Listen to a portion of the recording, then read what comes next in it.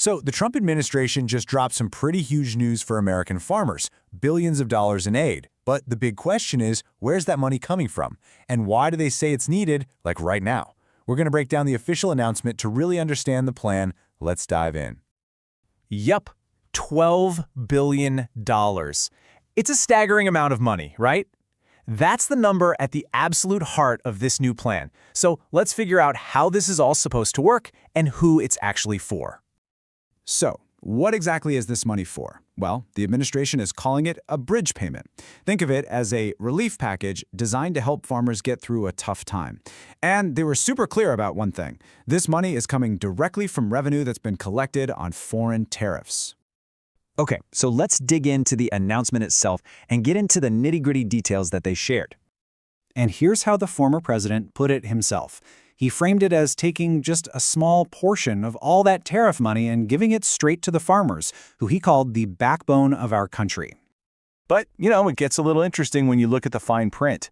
While that big headline number was $12 billion, the Secretary of Agriculture, Brooke Rollins, clarified that the immediate plan was actually for $11 billion, with another billion being held back for later review.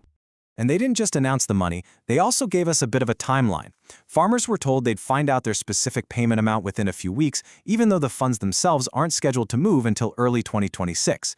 That first $11 billion is specifically for row crops, and that last billion? That's being held in reserve for specialty crops, which are apparently still under review. Okay, so that's the what. But what about the why? Why this huge aid package, and why now?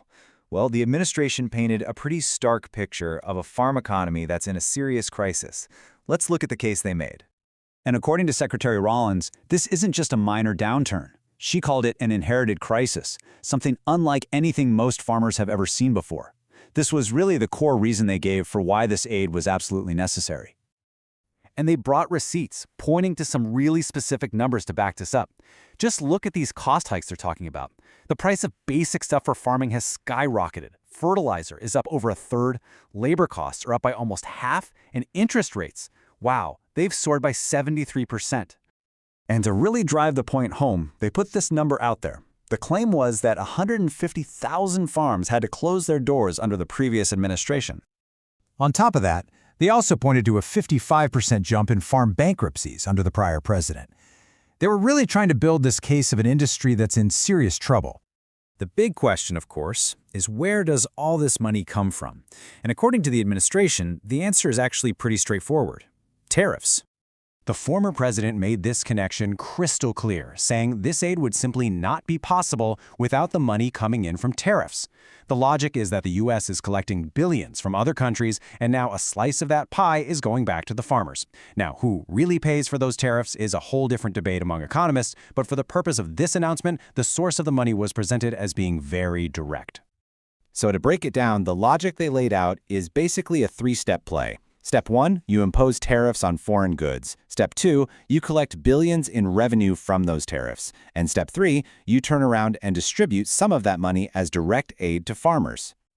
But this meeting wasn't just about the aid package. It was framed as just one piece of a much, much bigger vision for what they called a new golden age for agriculture. So on top of those direct payments, they also talked about going out and securing new trade deals. They promoted major tax cuts like getting rid of the estate tax, and they promised a big push for deregulation across the board. And they gave a really specific example of this deregulation, promising to get rid of what they called environmental excesses on farm equipment. The idea here was to simplify the machines and, in their view, force companies like John Deere to bring their prices way down.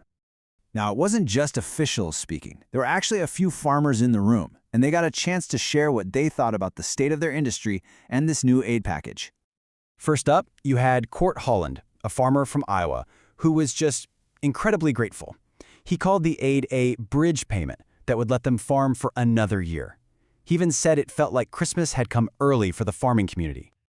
But then you heard a slightly different take from Merrill Kennedy, a rice farmer from Louisiana. While she was definitely appreciative, her main point was about unfair trade, talking about other countries dumping cheap rice into the U.S. market. For her, the real long-term solution isn't just about aid, it's about fair trade, not just free trade. And that really brings us full circle. right back to the central idea here, this direct link between foreign tariffs and domestic farm support. It was definitely presented as a solution, but it leaves us with a really big question for the future. What does it actually mean to make American farm policy so dependent on an ongoing trade war?